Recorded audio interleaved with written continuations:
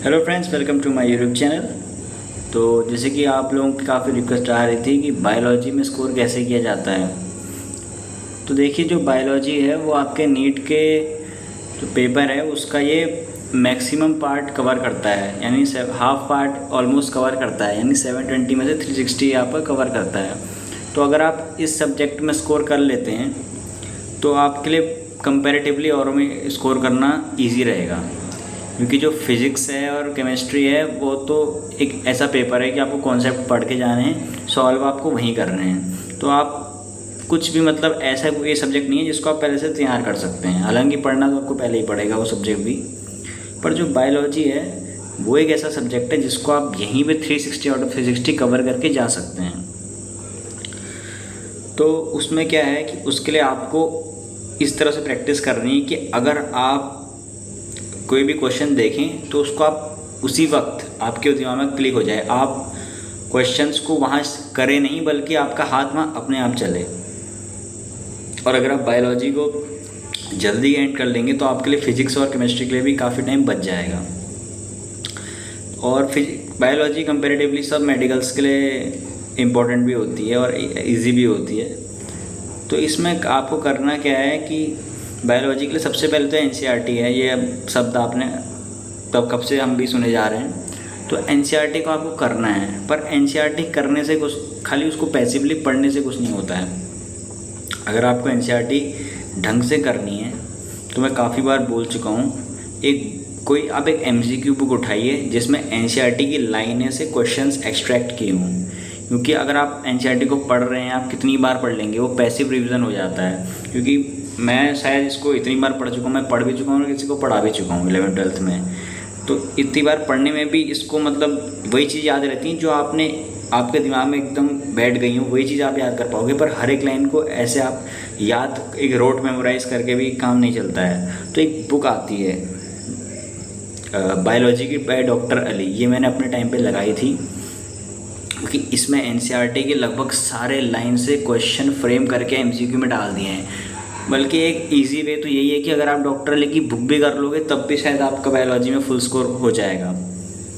फिर लेकिन यह है कि एनसीईआरटी तो आपको पढ़नी चाहिए, क्योंकि क्वेश्चन कैसे भी बन सकता है। कोई भी जो बुक है वो टोटली एनसीईआरटी कवर नहीं कर सकती, पर इसमें ऑलमोस्ट पूरी एनसीईआरटी कवर की गई है। बहुत बेहतरीन बुक बनाई थी और मज़ा भी आता है इस बुक को करने में। तो मेरा तो यही मानना है कि अगर आप इस बुक को करेंगे तो आपका काफ़ी फ़ायदा होगा। आपको पूरी एनसीईआरटी जो कि आपके फिंगर टिप्स में आ जाएगी। मेरे टाइम पे बुक भी आती थी NCERT at your finger tips, पर उसमें क्वेश्चंस एनसीईआरटी से बहुत बार भी रहते हैं। वो बहुत बीएससी लेवल के काफ़ी क्वेश्चन थे उसमें, बहुत एक्स्ट्रा रहते हैं, जो कि अब तो खैर वो पेपर आता ही नहीं है। तो अगर आपको बायोलॉजी में स्कोर करना है तो एनसीईआरटी पढ़िए। उसके बाद अगर आपको लेक्चर्स की ज़रूरत है तो कुछ चैप्टर्स हो सकते हैं जहाँ आपको लेक्चर्स की ज़रूरत पड़े, उनका यूज़ करिए।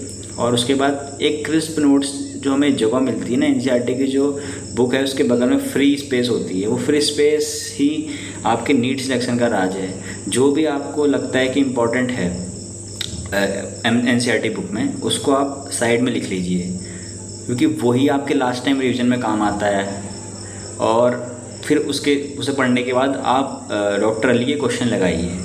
और फिर क्वेश्चन लगाने का तरीका ये है कि जो आपको समझ में आ रहा है कि आप क्वेश्चन आप लगा पा रहे हैं, उसको आप मार्क मत कीजिएगा, ताकि आप उसको नेक्स्ट टाइम कर पाएँ।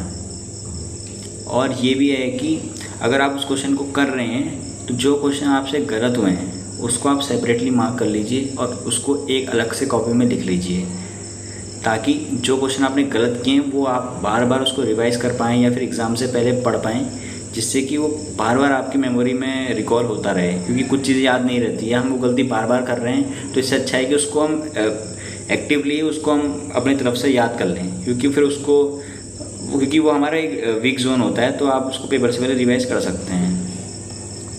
तो अगर मैं कंसाइज करूं तो आपको जो मिनिमम चीज़ें करनी है सिलेक्शन के लिए, करने को तो बहुत कुछ है। टेस्ट पेपर्स हैं, मॉक पेपर्स हैं, फिर कहीं एलन आकाश के भी आते हैं, कोई एफटीएस कर रहा है, कोई कुछ कर रहा है। पर एक मिनिमम चीज़ जो है वो आपको एनसीईआरटी ही आपको नीट में आराम से 360 आउट ऑफ दिला सकती है। अब कहीं और आपको भागने की ज़रूरत नहीं है। आप एनसीईआरटी करिए, उसके बाद आप कोई एक एमसीक्यू बुक करिए जो कि एनसीईआरटी बेस्ड हो, और उसके बाद आप फिर मॉक टेस्ट लगा दीजिए अपनी स्पीड और एक्यूरेसी बढ़ाने के लिए। ये सिर्फ 3 चीज़ ही हैं जो आपको नीट में 360 आउट ऑफ 360 दिला सकती है, और मैं खुद उसका एग्जांपल हूँ। मैंने इन 3 चीज़ों के अलावा और कुछ करा ही नहीं है, क्योंकि मैंने बायोलॉजी से पूरा अपना प्रिपरेशन ही सेल्फ स्टडी से करी है। तो जो सेल्फ स्टडी कर रहे हैं उनके लिए मैं कहना चाहता हूँ कि NCERT plus MCQ book plus mock test and you are going to clear the NEET exam in and getting 360 out of 360 in biology. Thank you guys.